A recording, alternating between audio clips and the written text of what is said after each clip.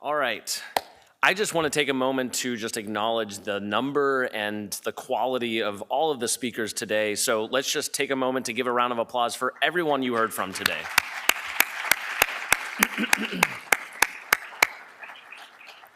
So before we close out our program today, we'd like to announce the winners of the 2025 Scott Institute Seed Awards. So if you were here yesterday, we announced the winners of the Scott Institute Entrepreneurship Awards. That is part of our mission of encouraging entrepreneurship at the university in clean tech and climate tech.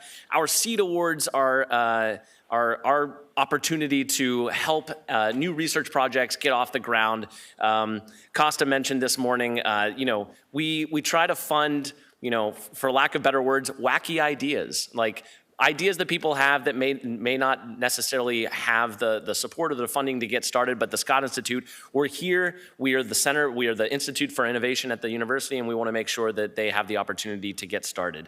So since 2013, the Scott Institute has awarded funding to 82 different seed grant projects, which have blossomed into $26 million in follow-on funding as the projects grew. So we've gotten roughly a 6x return on our investment thus far with our Seed Awards. But not only have the Seed Awards grown in follow-on funding, but many of them have grown into actual companies. And you heard from some of those companies yesterday. So we're really excited about the progress of our Seed Award program. So this year, we'll be awarding over $400,000 in funding to researchers across campus, including in the School of Computer Science, the Mellon College of Science, and the College of Engineering. And the Scott Institute Seed Award winners this year are Ana Torres from Chemical Engineering, Dimitrios Skarlotos from Computer Science, Kate Whitefoot from Engineering and Public Policy, Mario Burgess from Civil and Environmental Engineering, Mike Blackhurst from Engineering and Public Policy, Albert Presto from the Center for Atmospheric Particle Studies, that's what CAP stands for, and Chris Matiszewski from our chemistry department over in the Mellon College of Science. Just to take a brief moment, so you know what these folks are working on. Professor Torres, her project is titled Decarbonized Hydrogen Carriers and Sustainable Aviation Fuels Production for Western PA Area. Professor Scarlato's project is Energy Efficient AI Data Centers. Professor Whitefoot's project is Increasing Resilience of the U.S. Transportation Electrification.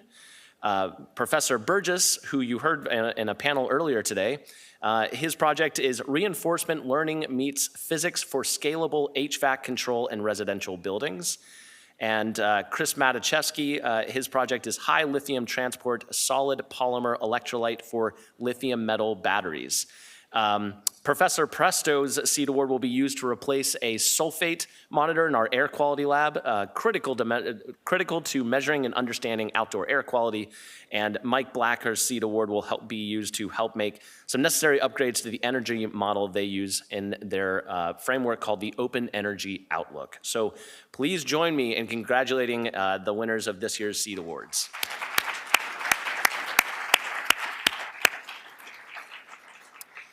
So new to this year, we joined forces with the Block Center for Technology and Society to jointly support a Seed Award focused on AI and energy. The Block Center here at the university has a tremendous strengths in AI research, so it made a lot of sense for the Scott Institute and the Block Center to co-sponsor this award to advance research in AI and energy. And so the winner of that joint Seed Award is Professor Peter Zhang. He is an assistant professor of operations research at the Heinz College, and his project is looking at supply chain solutions for the missing renewable energy and nocturnal AI. So please join me in giving Professor Zhang a round of applause.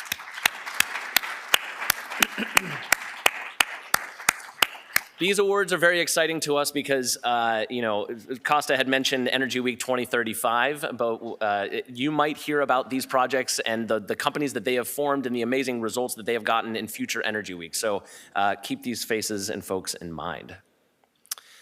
So before we close out today's program, I would love to encourage all of you to go to the reception that is just on the other side of this wall. We have live music. We have, I was told we have locally grown flowers in a greenhouse in Fox Chapel. So we're, again, just part of the theme of trying to be as sustainable as possible.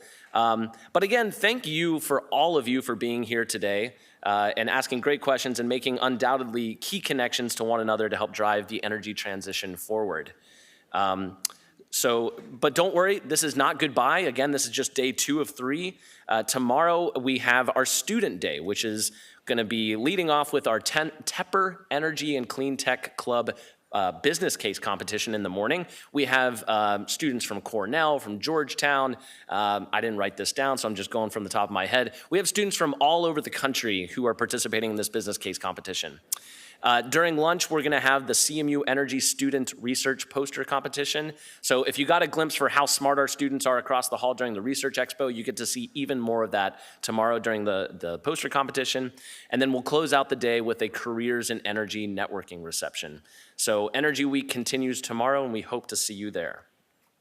So with that, we hope you all join us next door for a reception sponsored by Trane Technologies. You'll hear some remarks from Trane Technologies. They are a key partner of the Scott Institute. They're one of our Grand Challenge partners, and they'll be talking a little bit about the partnership there and how many of the very exciting things that the company is doing around energy and sustainability. So I believe the doors open, this says 5 o'clock, the doors open in 10 minutes. So please join us next door. And thank you again for joining us for Energy Week Day 2.